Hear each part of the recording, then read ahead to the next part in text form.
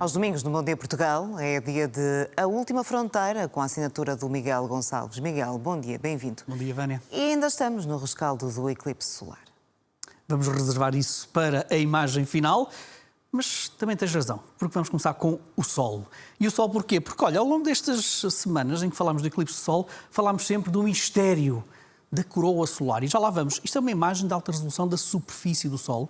É dada pelo maior telescópio solar que está à superfície da Terra, o Daniel Wint.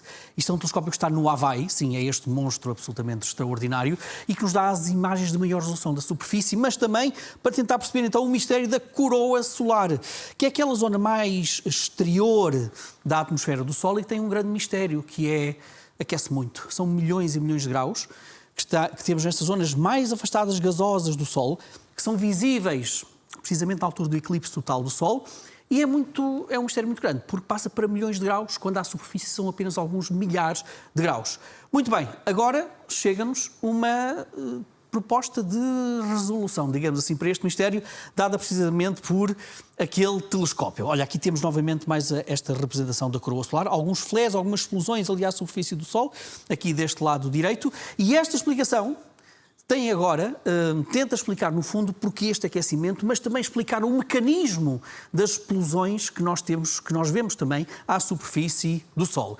E começamos com esta explicação com algo que, não é uma marca de maionese, prometo, mas é algo chamado Kelvin-Helmholtz. Nós já vamos ver aqui algumas imagens sobre o que é isso, mas é fácil de perceber. Olha, quando nós temos, por exemplo, duas camadas na atmosfera a velocidades muito diferentes uma da outra, ou quando, por exemplo, temos dois líquidos que viajam também a velocidades muito diferentes, ou então vamos até um exemplo mais corriqueiro, quando estamos aqui na VCI, temos duas faixas de trânsito, uma com carros a 20 km/h e outros a 100 km/h.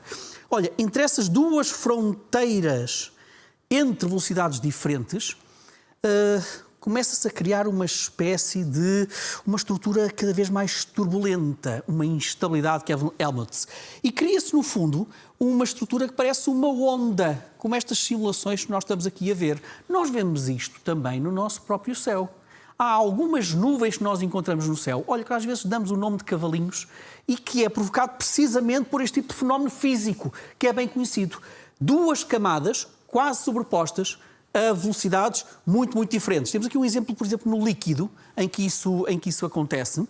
E porquê é que eu estou, no fundo, Olha, estás a ver a questão dos cavalinhos? E porquê é que eu estou a dar tanto destaque a tudo isto? Porque agora este telescópio solar, olha estas nuvens, este telescópio solar conseguiu identificar precisamente este tipo de fenómeno em zonas mais profundas da superfície do Sol. E dizem os cientistas que, olha, aqui está. E agora, sabes um aspecto muito curioso? Estas imagens que nós estamos a ver são de simulações de computadores. Ou seja, daquilo que os cientistas acham, antes desta descoberta, que podia estar a acontecer precisamente nestas estruturas, nestas instabilidades que Kelvin-Helmholtz por baixo da superfície do Sol. Isto são tudo simulações.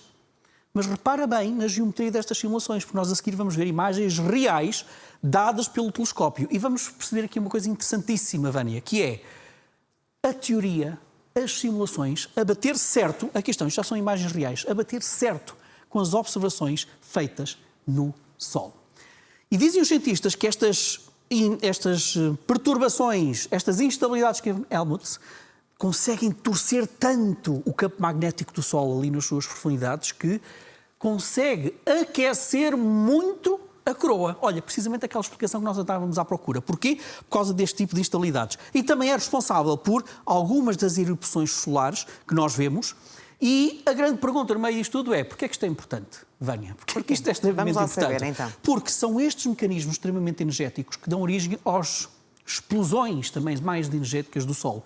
Num tempo, Vânia, em que nós temos cada vez mais satélites a girar à volta da Terra e em que dependemos cada vez mais da informação da chamada meteorologia espacial, quem manda nisto tudo, na meteorologia espacial, é o Sol. E, portanto, compreender estes fenómenos físicos que provocam descargas extremamente energéticas no Sol e que aquecem bastante a coroa, ajuda-nos também a perceber a nossa estrela, mas também, quem sabe, a fazer melhores previsões precisamente para a meteorologia espacial. Esta é uma proposta, as simulações batem muito bem com as observações feitas pelo telescópio solar e agora vamos tentar perceber mais elementos físicos que podem ajudar a compreender tudo isto. Miguel, vamos olhar agora para planetas primordiais, mas há mais para falar no meio disso tudo, não é? E tem a ver também com questões de oxigênio. Oxigênio, água, sobrevivência de oxigênio e água, são muitas histórias, muito rapidamente. Olha, estamos a ver aquilo que são simulações, animações daquilo que nós pensamos que é a origem dos próprios planetas. Os planetas nascem mais ou menos ao mesmo tempo que as suas estrelas. Há muita poeira e muitos gases e pequenos detritos rochosos à volta das estrelas bebés que começam-se a juntar e formam, no fundo, quase por aglutinação, os planetas que nós conhecemos. Bom, este trabalho, esta primeira história tem a ver também com simulações. Simulações que tentam perceber o quê? Vamos aos primeiros tempos do universo. Nos primeiros tempos do universo nós tínhamos estrelas gigantescas, muito grandes, que quando explodiam eram explosões absolutamente inacreditáveis, foram absolutamente inacreditáveis, mas que também deram origem aos elementos químicos mais poderosos, mais complexos nós conhecemos na nossa tabela periódica. Olha, por exemplo, o ferro, olha, por exemplo, todos aqueles elementos que dão origem aos planetas rochosos, como a nossa Terra. Este novo estudo que agora foi apresentado diz o seguinte: se calhar os planetas rochosos, como a Terra, apareceram muito mais cedo na história do universo do que aquilo que nós pensávamos. Estas simulações dizem o seguinte: quando estas primeiras estrelas explodiram, atiraram os elementos químicos necessários para a formação dos planetas, enriqueceram as outras estrelas que vieram a seguir, e este estudo diz o seguinte: provavelmente estes primeiros planetas rochosos apareceram quando o universo tinha apenas 100 milhões de anos. Ok, vais dizer que isto era uma coisa... Era um bebé, exatamente. O universo ainda era um bebé. À volta de estrelas, provavelmente, de pequena massa. Pequena massa quer dizer, Vânia, que vivem durante muitíssimo mais tempo. Mais ainda, de acordo com simulações, isto é uma simulação que mostra como é que podem ter nascido também algumas estrelas e planetas.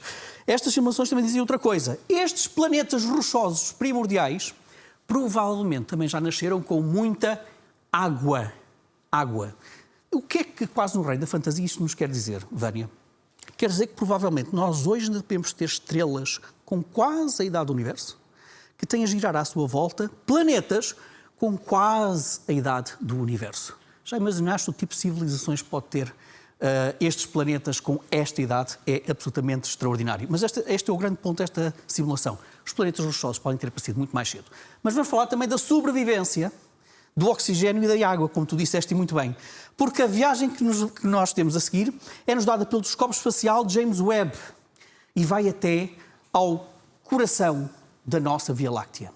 E no coração da nossa galáxia, e nós vamos fazer esta viagem aqui, no coração nós sabemos que reside lá um monstro chamado Sagitário A. Estrela é o buraco negro supermaciço que habita o coração da nossa galáxia, mais de 4 milhões de vezes a massa do nosso Sol, e é ele que manda ali, se calhar, em toda a nossa galáxia. E, portanto, podemos pensar, e muito bem, Vânia, que aquilo é uma região absolutamente caótica, governada por este monstro. Pois, certo. Agora, o James Webb olhou para aquela zona onde está o nosso buraco negro. Estes pontos que estás a ver são estrelas que nós sabemos que orbitam ali à volta do buraco negro. Aquilo é tudo gente um bocadinho...